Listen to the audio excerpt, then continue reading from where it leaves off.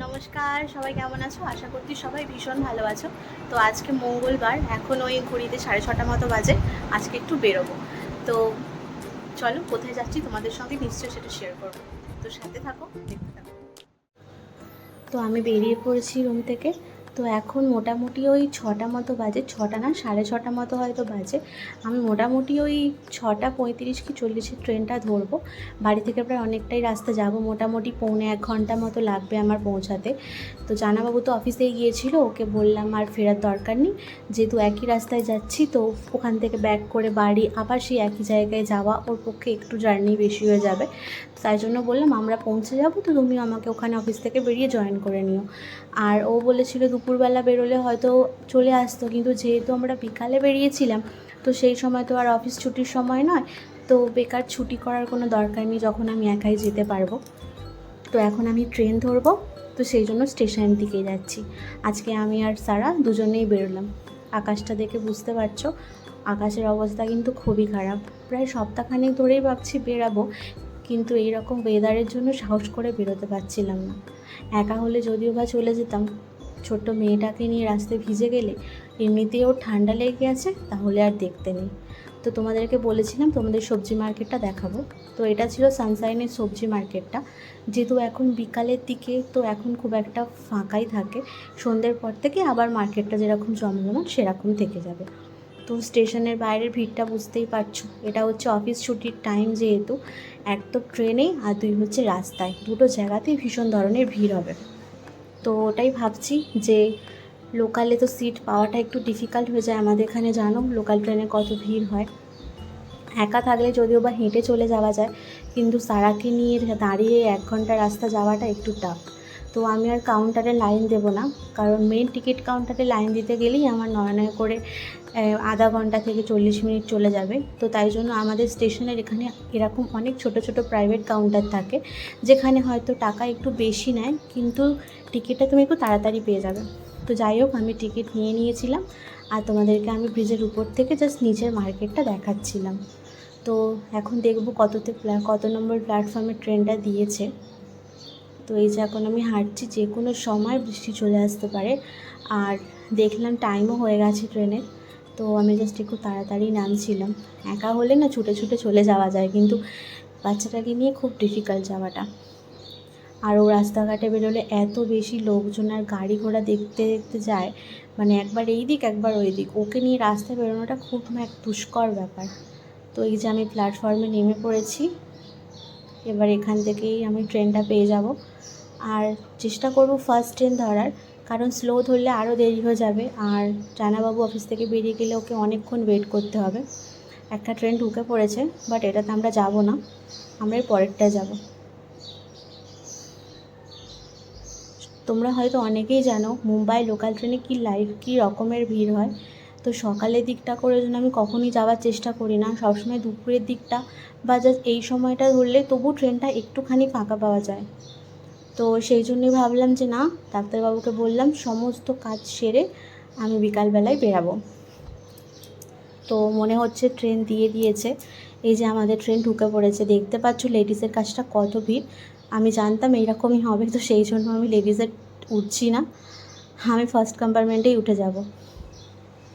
কারণ বসার জন্য সিট না পেলে এতখানি রাস্তাটা একদম প্রচুর কষ্ট হবে ওকে নিয়ে কোলে কোলে করে যেতে। তো এখানটা হালকা আছে, আমি ফার্স্ট কম্পার্টমেন্টেই উঠে যাব।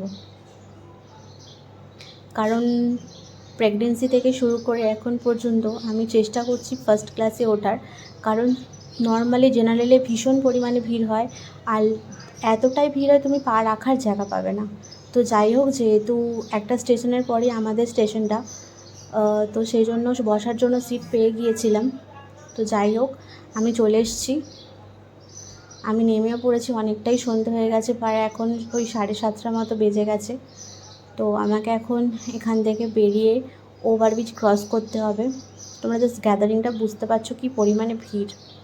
আর এই সব জায়গায় ফোন নিয়ে ভিডিও করাটা কিন্তু খুব রিস্কি। আমি এক হাতে ওকে কোলে করে নিয়ে মাম্মামকে আর এক হাতে করে ভিডিও করছিলাম। তো সেই জন্য পুরোপুরিভাবে ভিডিওগুলো করিনি, জাস্ট ছোটো ছোটো করে ক্লিপগুলো নিয়েছি এখানে। তো এটা হচ্ছে স্টেশনের সেকেন্ড সাইড, মানে মেট্রোর জায়গা, কিন্তু মেট্রোর আমার যাওয়ার দরকার নেই। আমি এখান থেকে সিঁড়ি ভেঙে একদম চলে যাব মেন রোডে। তোমরা জায়গাটা চিনতে পারছো কি না জানি না, এটা হচ্ছে আন্ধেরি স্টেশন। আর আন্ধেরি স্টেশন থেকে নেমে আমাকে আবার ওখান থেকে অটো ধরতে হবে। তো অটো করে মোটামুটি 20 মিনিট অটোতে যাওয়ার পর পড়বে আমার ডেস্টিনেশন। তো সেখানেই জানাবাবু ওয়েট করছে। আর কখনোই এই যে এটা হচ্ছে আন্ধেরির মেন টিকিট কাউন্টার। তো যখন আগের বারে গিয়েছিলাম আমি এখান থেকে, মানে যখন লাস্ট কলকাতায় গিয়েছিলাম, তখন দোকানটা এতটা ছিল না। এবারে এসে দেখলাম তো আরও কটা সব বাড়িয়ে দিয়েছে। আর সব থেকে ট্রেনের থেকে বেশি টেনশন তোমার এখানে অটো ধরা। এমনটা নয় যে তুমি ওখানে জাস্ট গিয়ে দাঁড়ালে তুমি অটো পেয়ে যাচ্ছ। ওখানে প্রায় হাজার হাজার অটো, এবং তোমাকে প্রত্যেকটা অটোকে দাঁড়িয়ে দাঁড়িয়ে জিজ্ঞাসা করতে হবে যে তুমি যেখানে যেতে চাইছো সেখানে যাবে কি না। আর সত্যি কথা বলতে কি, আমি যে জায়গাটায় বেসিক্যালি যাব, সেই জায়গায় সন্ধ্যে 7:30টার পর অটো একদম যেতে চায় না, কারণ ওই জায়গাতে ভীষণ পরিমাণে জ্যাম থাকে। তো সেই জন্য কোনো অটোওয়ালাই যেতে চায় না। মানে তবু অনেক বলতে গেলে ঠাকুরের দৌড় ধরে আমি রিক্সাটা পেয়েছিলাম। মোটামুটি 10 মিনিট দাঁড়ানোর পর আমি রিক্সাটা পেয়েছি। তাও এতটা পরিমাণে ভিড় আর সেই পরিমাণে গরম, তোমরা বললে বিশ্বাস করবে না। আমি ফার্স্ট থেকে 6.5 মান্থ প্রেগনেন্সি পর্যন্ত এইভাবেই যাতায়াত করতাম। মানে যেহেতু আমার ডক্টরসের চেম্বারটা এতটা দূরে, কারণ আমার বাড়ির কাছেও অনেক ভালো ডক্টর হয়তো আছেন, কিন্তু যেহেতু আমি পাকা 1.5 বছর ধরে ওনাকে আগে থেকেই দেখাচ্ছিলাম, তো আমার মনে হয়েছিল যে ওনার থেকে ভালো ডক্টর হয়তো আমার জন্য আর কেউ নেই। তো সেই জন্য আমি ওনাকেই দেখাই এবং আজ ওনার কাছেই যাচ্ছিলাম। তো উনি মোটামুটি 8:30 থেকে 9:45-র মধ্যে রাতে ঢোকেন এবং অনেক রাত অবধি থাকেন, এবং দুপুরেও তাই উনি 12:30টায় আসেন এবং মোটামুটি 4টে অবধি থাকেন। কিন্তু ওই দুপুরের টাইমটা করে মামাম যেহেতু ঘুমায়, তো আমি ভাবছিলাম একেবারে সন্ধেবেলা সমস্ত রান্নাবান্না করে, যেহেতু রাতে ফিরতে আমার 11টা বেড়ে যাবে হয়তো, তো সেই জন্য ভাবলাম একবারে খাওয়া দাওয়ার বানিয়ে রেখে মামামকে খাবার দাবার খাইয়ে তারপর একবারে নিয়ে যাব। তো আমি এখান থেকে অটো নেমে জাস্ট 5 মিনিট দাঁড়ালাম, তারপরে জানাবাবু চলে এসছে। তারপরে এই যে হাঁটি হাঁটি করে ভিতরের রাস্তা। মানে সত্যি কথা বলতে কি, আমি যখন প্রথমবারে এখানে এসেছিলাম এই চেম্বারে, তো আমি জাস্ট ভাবছিলাম যে কোথায় চলে এলাম, কারণ এই সামনে এত আবর্জনা স্তূপ, এত অলিগলি রাস্তার মধ্যে যে এত ভালো একটা ডক্টর থাকতে পারে আমি সত্যি কখনো ভাবিনি। অনেকে বলে না যে কয়লার খনিতে হীরা থাকে, সত্যি হচ্ছে সেটা। মানে আপনি না দেখলে বিশ্বাস করবেন না যে এত নোংরা আবর্জনা, তারপরে এত গ্যাদারিংয়ের মধ্যে একটা ছোট্ট ক্লিনিক চালান, এবং উনি এত বড় একজন সার্জেন।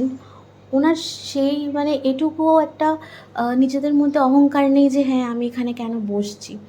তো এখনও উনি আসেননি। তো ওনাকে কল করলাম, তো উনি বললেন যে ওয়েট কর, আমি আসছি। তো তারপরে সে সামনে সবজি বিক্রি করে ভাবি, উনি চাবি খুলে দিলেন। তারপরে আমরা ভিতরে এসে বসলাম, আমরাই ফার্স্ট পেশেন্ট ছিলাম। এবং সত্যি কথা বলতে উনি এতটাই ভালো এবং এতটাই হাম্বল। আমি যেহেতু এতটা দূর থেকে আসি না, তো আমি সবার লাস্টে এলেও আমাকে প্রথমে ছেড়ে দিতেন যে না তুই অনেকটা যাবি, যেহেতু একা আসতিস। আর মামামকে উনি প্রথমবার দেখছেন আর কি। সত্যি কথা বলতে কি, আমার যে বেবি, তার আগে আমার অনেক কমপ্লিকেশন ছিল বডিতে। আমাকে 1.5 বছর ধরে উনি ট্রিটমেন্ট করেছেন। প্রায় 1.5 বছর একভাবে একটানা ট্রিটমেন্টে থাকার পর সমস্ত কমপ্লিকেশনকে কাটিয়ে তারপরে সারা হয়েছে। তো ফাইনালি এই যে আমার হিরো চলে এসছে আর কি, ডক্টর রাজু যাদব। তো দেখতে পাচ্ছেন কী পরিমাণে ভিড়। আর সত্যি কথা বলতে যেরকম সুইট ওনার পার্সোনালিটি, ওরকম সুইট ওনার বিহেভিয়ার, ভীষণ ভীষণ ভালো এক মনের মানুষ। আর ওনার মতো মানে এত ভালো ডক্টর আমি কখনো দেখিনি। অনেক ডক্টর আছেন যারা নিজেদের এটা একটাকে প্রফেশনভাবে বেছে নেন, বাট উনি এই যে ডাক্তারি করেন না, এটা জাস্ট মনে করেন ওনার এটা কাজ। এবং সত্যি উনি খুব ভালো মানুষ। ওনাকে মানে আপনি যদি একবার ওনার সাথে না কথা বলেন বোঝা যাবে না উনি এত ভালো একটা মনের মানুষ। আজকে অ্যাকচুয়ালি এসেছিলাম, আমার ফিজিক্যালি কিছু প্রবলেম হচ্ছিল সিজারের পর থেকে। তো তারপর সারাও যেহেতু কলকাতা থেকে মুম্বাই এসছে, ওরও একটুখানি প্রবলেম হচ্ছিলো, তো অনেক গল্প স্যারের সাথে জমেছিল। সেই সময় তো বুঝতেই পারছো কী পরিমাণে হাসাহাসি এখানে চলছে। তো যাই হোক, অনেক গল্পকাটি করার পর ফাইনালি চেক আপ করে আমরা চলে যাচ্ছি। এই যে এখানে দেখছেন সমস্ত কাপল দেখতে পাবেন, কারণ উনি হচ্ছেন একজন গাইনোকোলজিস্ট, এবং সমস্ত পেশেন্ট ওনার কাছে সেরকমই থাকে যাদের গর্ভধারণের প্রবলেম হয়। তো এই যে আমাদের হয়ে গেছে, আমরা বেরিয়ে পড়েছি। আপনাদেরকে বলছিলাম না, নোংরা স্তূপ দেখতে পাচ্ছেন তো কী পরিমাণে আবর্জনা, নোংরা। তো যাই হোক, বাড়ির উদ্দেশ্যে বেরিয়ে পড়েছি, ভিডিওটাকে আর বাড়ালাম না। যদি ভালো লাগে প্লিজ একটা লাইক কমেন্ট শেয়ার করে দিও, আর আমার সাথে থাকো, আমার পাশে থাকো। তোমাদের সঙ্গে দেখা হবে আবার কোনো নতুন একটা ভিডিওতে। তো চলো, গুড নাইট, দেখা হচ্ছে আবার নতুন একটা ভিডিও। আর প্লিজ প্লিজ প্লিজ আমাকে সাপোর্ট করো, আমার চ্যানেলটাকে ফলো করে দিও, আর যারা নতুন ভিডিও দেখছো তারা প্লিজ সাবস্ক্রাইব করে দিও। Thank you.